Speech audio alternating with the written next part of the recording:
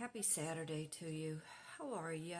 What's going on? How's the weather? The sun is finally out. I am leaving my house today.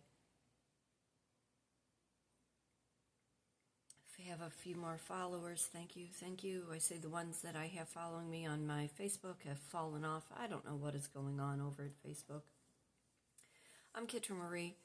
I reside in St. Louis, Missouri. I'm an artist, a writer, a speaker, a life and a business coach. And I teach a variety of art classes. I creatively life coach through putting a vision board together.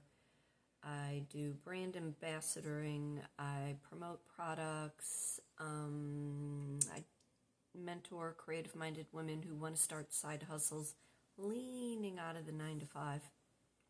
Have a line of merchandise. I've got that on a back burner. I have a horse. I have dogs. I have cats. I have big responsibilities, trying to find an outside gig, and this past week that is all I have done. I have made numerous contacts with numerous companies because I want to leave this house, leave this area, lock, stock, barrel, up, and go to another state. You finally get to a point in life where you realize the grass cannot grow underneath your feet, and you cannot wait on anybody else's timeline because they are afraid of risk and change. There are stories we all have.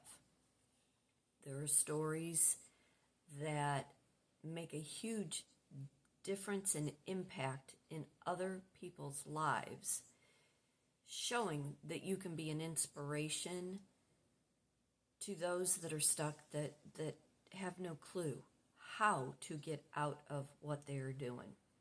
And after a while, you get tired of preaching the same old thing to people who refuse to veer out of their miserable stuckness.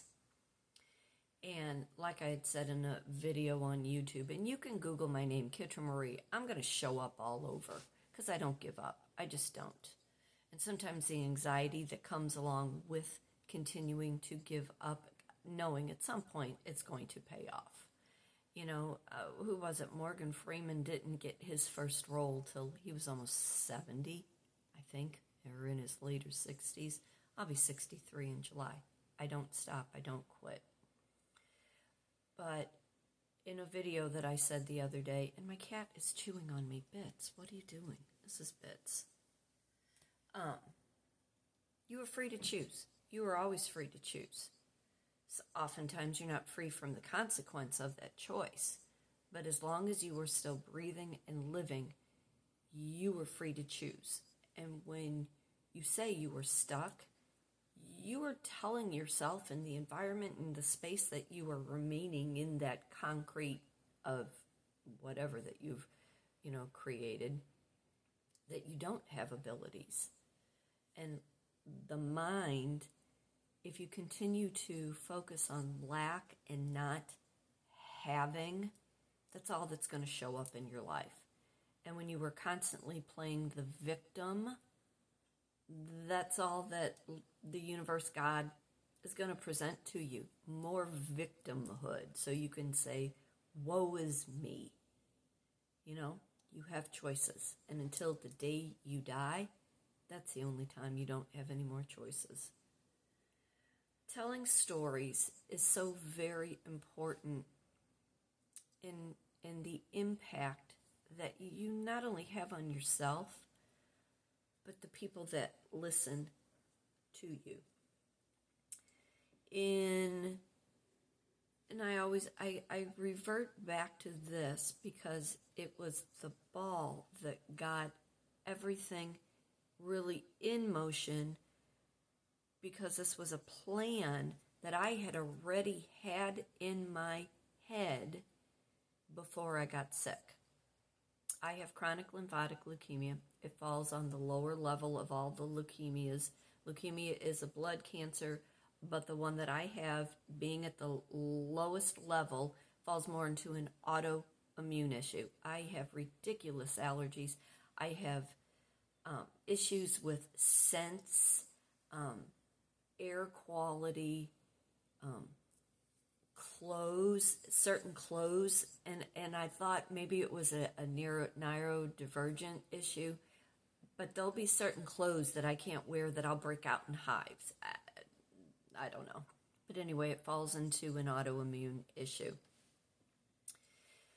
I get extremely tired, and there will be days that I can't move. I have weird aches and pains, although my horse has thrown me twice.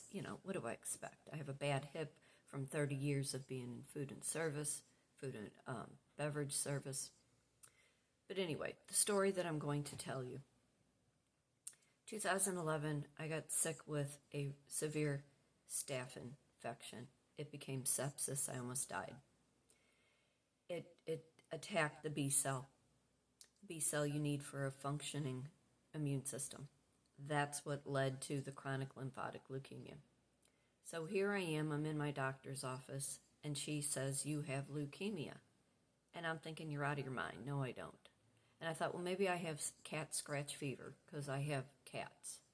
And I go down this whole list. And on my mother's autopsy, because my mom died in 1968, she was actually a victim of domestic abuse, but that is not what ultimately took her life.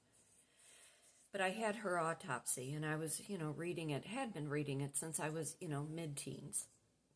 Because I've always done research. I've always, wanted to be the journalist. Always wanted to have a microphone and, talk. Do art. Be creative. And I'm, face to face with my doctor, and she says, "You have leukemia, and we need to send you to the cancer center." And in the meantime, in my head, I'm thinking, you're out of your flipping mind. So for 2 years, every 3 months, I was running back and forth to this cancer center, and they were telling me the same thing. You have this, but you seem to be doing well. Just change your lifestyle, blah, blah, blah. And I thought, you know what? This is not going to define who I am or what I do. And whatever is in God's hands, what is meant for me is not going to go past me. And I'm not giving into this, and I'm not going to play the victim, oh, poor me, because someone has said I am sick. And just because someone gives you a diagnosis of something, that does not mean that that has to be your prognosis. And with that in my mind, I thought, you know what? I have a life that I'm going to live, and I'm not going to let this take me out without achieving what I have set out to achieve. Now, mind you, in 2000, end of 2012, an 8-year relationship had come to a halt. He had been a cheater, had somebody move into his house. He was narcissistically abusive. It had played into a lot of the sepsis that I had, played a lot into the toxicity that played in my adrenal glands. It played a lot into the destroying of the B cell. Because if you do not have a functioning, healthy body, mind, soul, heart, all your organs, somewhere along the line it all comes out in an illness if you do not change the environment in which you are participating in. I had his girlfriends at the time threatening me. He was still harassing me up until 2018, and even he had showed up at a job I was at 2 years ago. But you cannot define what has happened in your life. You need to continue on a path. Decide which direction you want to go, and then tell people the story. Let people see how you have functioned and how you have risen above everybody that has attacked you, everybody who has said you can't do this.